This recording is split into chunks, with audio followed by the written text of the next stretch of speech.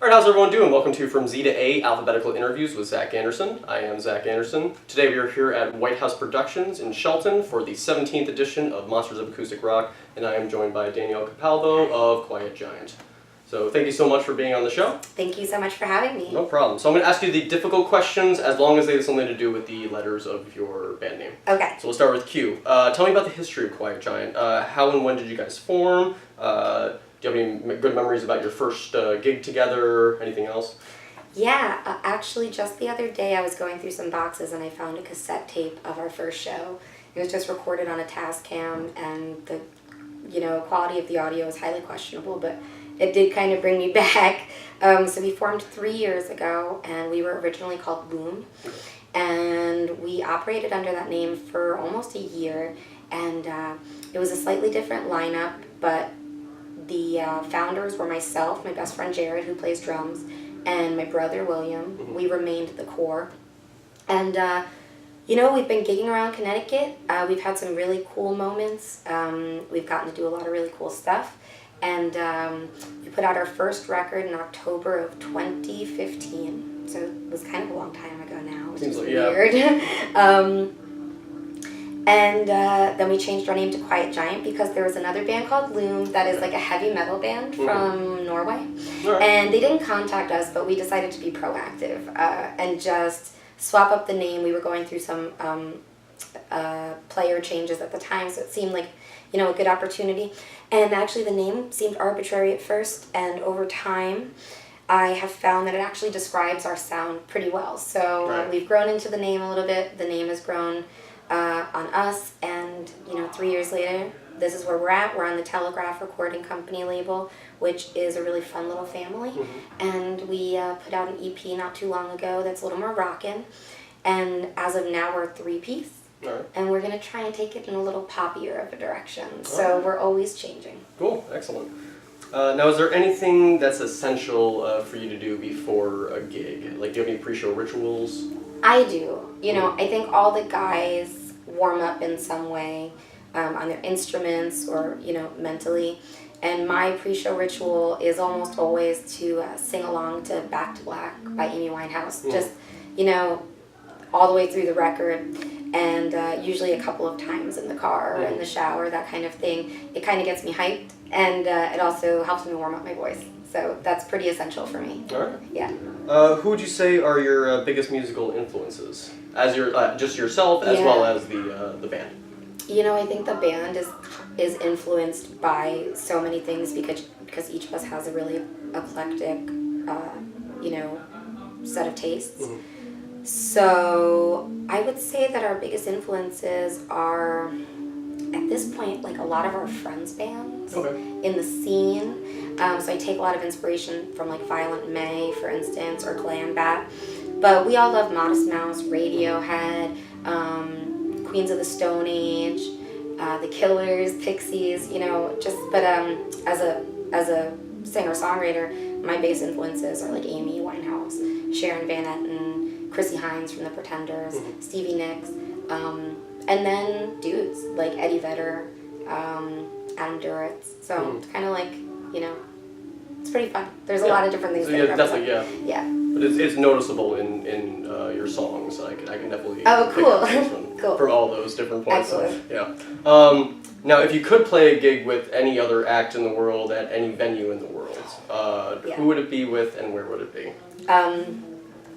So as long as I thought about this, I really couldn't come up with a great answer because it's so hard, and I decided I was just going to, decide in the moment. But I think that I personally would love to play with Y Oak or Cymbals Guitars, just in some, grungy do-it-yourself space where everyone's really packed close together. And because I saw Y Oak once at the Space, and it was like that, and it was an unforgettable kind of life-changing show. Mm-hmm. So that would be my answer, or Wilco, on any outdoor stage. There you go. All right. Now tell me about the new EP that you guys released a couple months ago. Yeah. It's called You're in Heaven, and it's 5 songs that we wrote as a 4-piece and performed as a 4-piece. So my brother William was a very, significant part of that project. The songs are a lot more rocking than Loom, our debut release. And I felt like, we got a little grungier. I feel like we got a little more rocking and like angsty. And for me, the songs are kind of subversive because the album is really about self-reflection and grieving, and self-reflection during really challenging times regarding mental health and, relating to the world and relating to yourself. So I tried to make them poppy, but if you listen closely, there are, every song is tethered to a little bit more of an abstract concept. And so the single Knee of the Curve is actually a song about the singularity as a metaphor.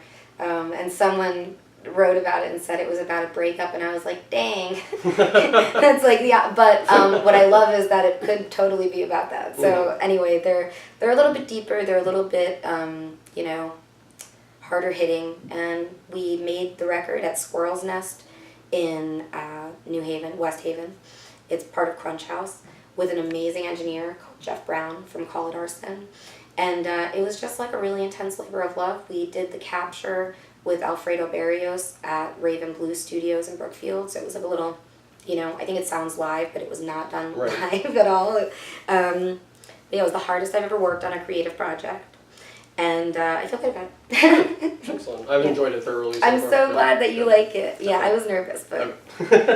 Now, we talked about some of the themes from this EP. What other topics do you tend to write about? I write about sort of strange things sometimes. The first record, nothing's really about anything very firm. It was more of like, expressionism and lyric writing where I was just pulling these abstract thoughts together. But I've been finding a lot of inspiration in pop culture. Mm-hmm. So a lot of our new songs are, about Breaking Bad or Kids in the Hall or Werner Herzog. And our working titles for all of them are just the thing that they're about, Joan Didion. Mm-hmm.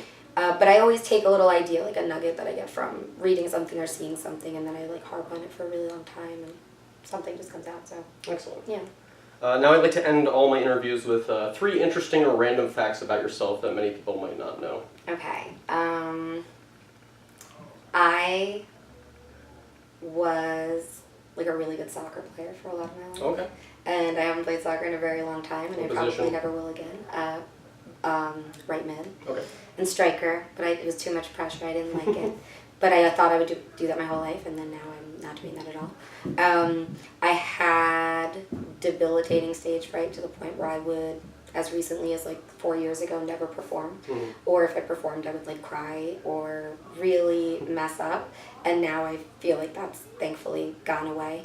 And my family and my brother, my brother who had been in the band, our parents were a cover band growing up. Okay. So it was the demented Partridge Family. And that's probably why I am the way that I am. All right. Well, thank you so much for being on the show. Thanks so much for having me. If you guys want to check out Quiet Giant, please visit the link below. And now we'll cut to a performance from Danielle. So thanks again, and we'll see you next time. Peace.